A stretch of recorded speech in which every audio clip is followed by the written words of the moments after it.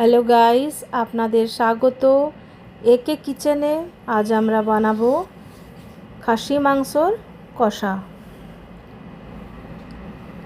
রসুন, আদা, লঙ্কা পেস্ট করব আর পেঁয়াজ কুচিয়ে নেব।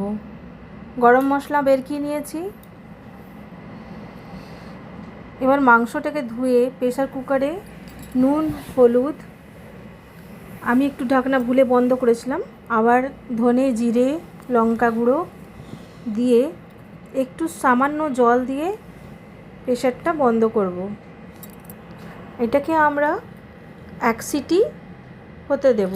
তারপরে নিজেই যখন ঠান্ডা হয়ে যাবে প্রেসারটা আমরা খুলব। যদি এই রান্নাটা আপনাদের ভালো লাগে আপনারা অবশ্যই আমাকে লাইক করবেন, সাবস্ক্রাইব করবেন আর শেয়ার করবেন, সাপোর্ট দেবেন আপনাদের। এটি আমার নতুন চ্যানেল। কড়াইতে সরষের তেল আমরা গরম করতে দেব। ওটাতে গরম মশলা ফোড়ন যেটা হয়, এলাচ, দালচিনি, লবঙ্গ, তেজপাতা, শুকনো লঙ্কা, একটু জিরেও দিয়েছিলাম, গোটা জিরে। এবার পেঁয়াজ কুচিগুলোকে দিয়ে ভালোভাবে এটাকে আমরা ভাজবো। ভাজা হয়ে গেলে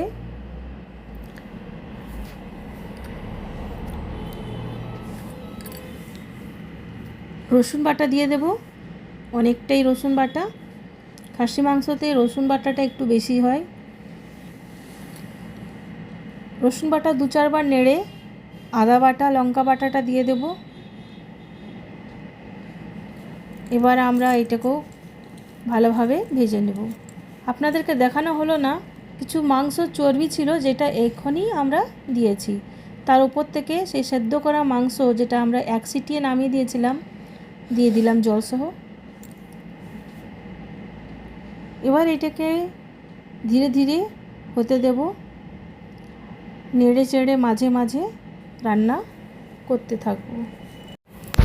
আমরা ঘরোয়া পদ্ধতিতে যেসব রান্না করে থাকি সেসব আপনাদের কাছে জানাবো।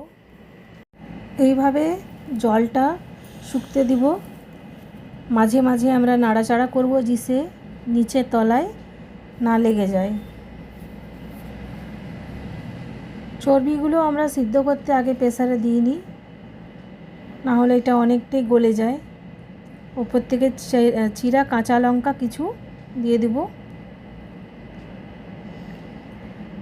আমার হাজব্যান্ড আর আমরা রান্না করতে ভালোবাসি। আমরা দুজনে মিলেমিশেই রান্নাগুলো করি।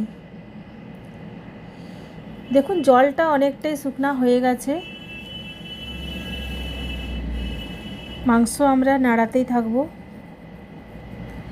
যখন এটা পুরো শুকনো হয়ে যাবে দেখুন এইভাবে, তখন বুঝে যাব যে রান্না কমপ্লিট।